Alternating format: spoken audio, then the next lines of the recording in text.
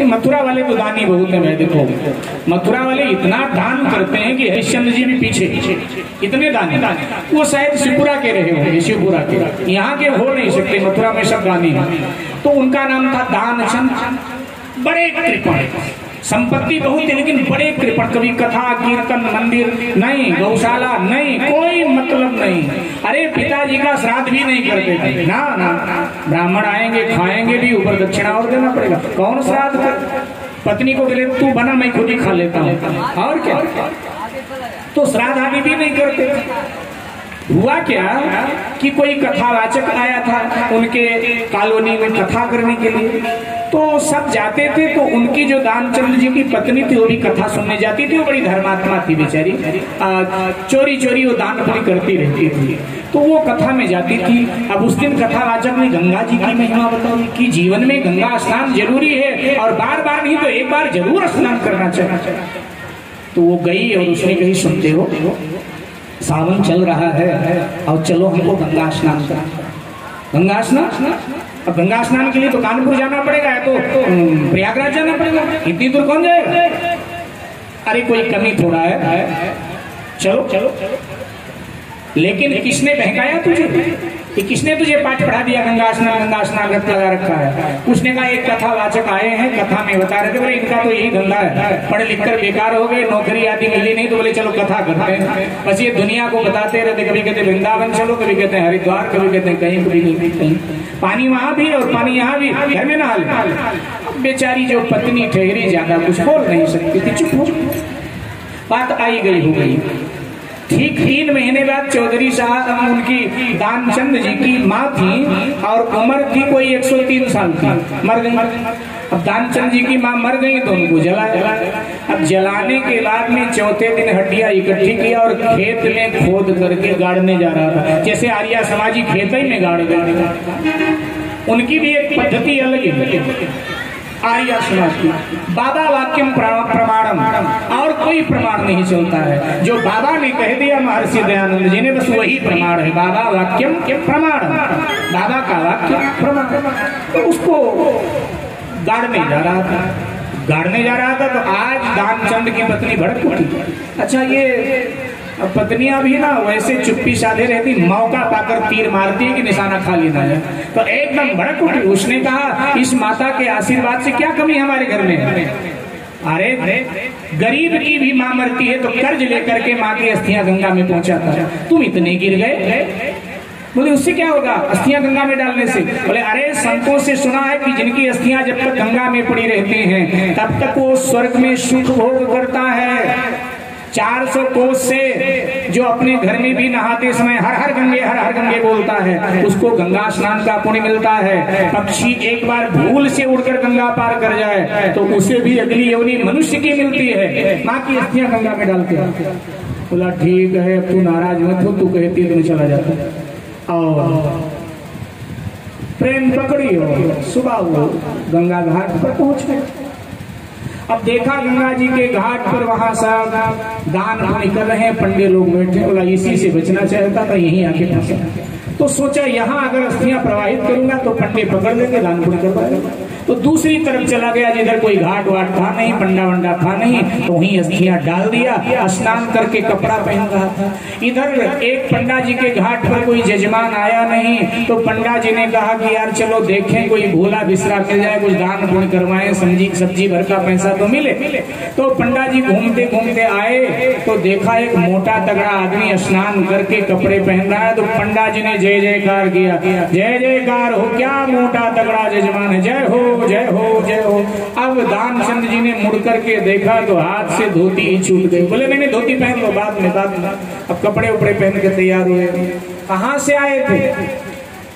मथुरा बाजार से आए थे क्या? बोले नहीं मथुरा बाजार से नहीं, वहीं पास में गांव है वहां से। अच्छा क्या करने आए थे? माँ की अस्थियां डालने। डाल दिया, हाँ स्नान कर लिया, घर के लिए गंगा जल बोले ले लिया।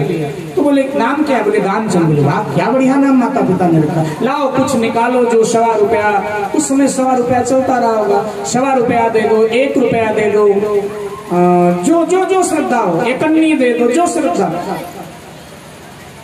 तो कहा कि तुम यहाँ बैठकर सबको बेवकूफ बनाते हो, तुम लोग, हम कुछ नहीं देते, क्या कर लोगे, हमारी नहीं इच्छा। बिगड़ गया, बड़ा आदमी था, बिगड़ गया।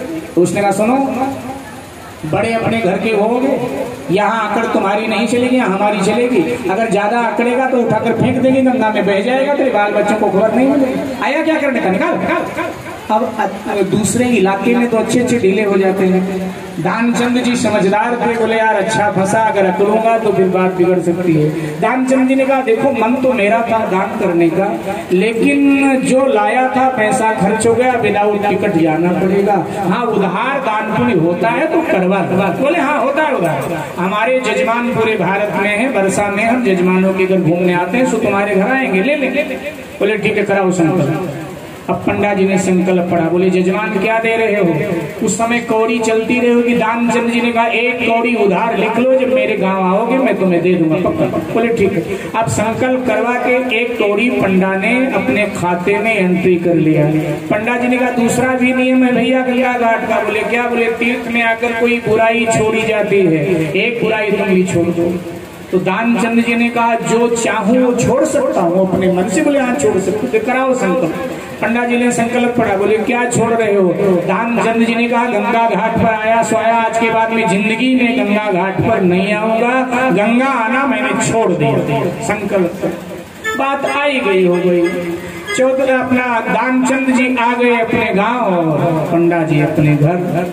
उनकी पत्नी ने पूछा कोई पंडा मिला था क्या, तो मूछ पर हाथ मारा। बोले मिला था ससुरा, लेकिन हम पंडे के बाप निकले, 1 कौड़ी उधार लिखवा क्या इस महंगाई में यहाँ थोड़ा रहेगा। बात खत्म। जब गर्मी का मौसम खत्म हो जाता है, वर्षा का मौसम आता है, तो पंडे लोग अपने जजमानी में घूमने जाते हैं। तो इस पंडा ने भी छतरी उठाई और घूमता घूमता आ गया। पता सही लिखाया था गांव का गलती से। तो आया और गांव में पूछा कि दानचंद जी का कौन सा घर है। बोले जो सबसे ऊंची हवेली है दानचंद जी की। गया दरवाजा खटखटाया, दानचंद की पत्नी निकली, घूंघट में से मुंह निकाल के पूछा कौन हो बाबा, कहाँ से आए हो। बोले गंगा घाट का पंडा हूँ, अपने पति को बताओ कि वो 1 कौड़ी उधार जो था चुकाने आए हैं। भीतर गई। बोली सुनते हो, वो पंडा आ गया गंगा घाट वाला। अरे यहाँ तक आ गया, पीछा करता था। हाँ तो थोड़ा तुम अकड़ जा, कड़ी हो जा, अपने दिल को कड़ी कर। क्या करूं। तू कह दे कि मेरे पतिदेव बीमार हैं, बाहर आ ही नहीं सकते, बिस्तर से उठ नहीं सकते, फिर आना। तो घूंघट में से मुंह निकाल के बोली कि पंडा जी हमारे पति ना कहीं पार्टी में गए थे, अगड़म झगड़म खाए, दस्त हो रहा है, उल्टी हो रही है, तो बिल्कुल चल फिर नहीं सकते, भीतर पड़े हैं, फिर कभी आ जाना। तो पंडा जी वहीं बैठ गए। बोले बीमार को न जाने कहाँ कहाँ से दुनिया देखने आती, और जब बीमार है तो हम देख के जाएंगे, ऐसे थोड़ा जाएंगे। तो भीतर गई। बोली देखने के चक्कर में बैठा है, बताओ क्या करूं। तो दानचंद ने कहा थोड़ा और कड़ी हो जा। क्या करें। बोले रोना चालू कर दे, बोल दे कि हार्ट अटैक हो गया मेरे पति को। आप वो लगी रोने जोर जोर से, पूरा गांव इकट्ठा हो गया। गांव वालों ने पंडा जी से कहा भले आदमी तुम्हारे डर के मारे दानचंद जी को हार्ट अटैक हो गया, मर गए, अब तो पीछा छोड़। पंडा ने कहा मुर्दे को न जाने कहाँ कहाँ से दुनिया जलवाने आती है, हम जलवाए के जाएंगे, ऐसे जाने वाले नहीं। बैठा। फिर भीतर गई दानचंद की पत्नी। बोली सुनते हो, वो जलवाने के चक्कर में बैठा है, बताओ झूठे कब तक रोऊं, झूठे रोते रोते सर में दर्द और मेरे हो गया, बताओ कब तक रोऊं। तो उसने कहा जलवाने के चक्कर में बैठा। हाँ। बोले कोई बात नहीं, जो होगा देखा जाएगा। तो अर्थी सजा, अर्थी सज गई, राम नाम सत्य है, शमशान पर ले चौधरी उसको दानचंद। अब ये पंडा जी भी साथ साथ। पंडा जी ने गांव वालों से कहा भैया ये मेरा बड़ा प्रिय जजमान था, अब ये मर गया, मैं जी के क्या करूंगा, इसके बराबर में मेरी चिता लगा दो, मैं दानचंद के साथ सती हो जाऊंगा। पहले पत्नियां सती होती थी, आज हम सती हो जाएंगे इसके साथ, तो बराबर में चिता लगा दी।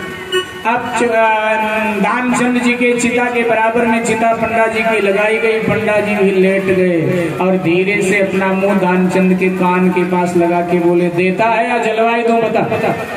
अगर देगा नहीं तो पक्का जलवाऊंगा। तो दानचंद ने कहा जलवाना है जलवाई दे, लेकिन दूंगा बिल्कुल, तू जलवा।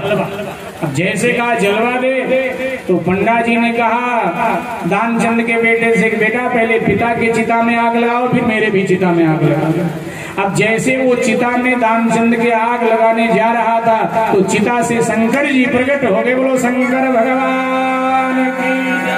शंकर भगवान ने दानचंद का कान पकड़ा और कहा, क्यों रे मूर्ख, इतनी संपत्ति तुझे दिया, उसमें से एक कौड़ी नहीं दे सकता? मैंने बड़े बड़े कंजूस देखा, लेकिन तेरे जैसा नहीं देखा दुनिया में। बता क्या चाहिए? बोला चाहिए कुछ नहीं भोलेनाथ, पहले से ही अपने इतना पाठ रखा है, कुछ नहीं चाहिए, बस इस पंडे से एक कौड़ी से पीछा छुड़वाए दो, बाकी चाहिए कुछ नहीं। तो कई लोग इसी चक्कर में कथा कीर्तन हवन यज्ञ में बिल्कुल नहीं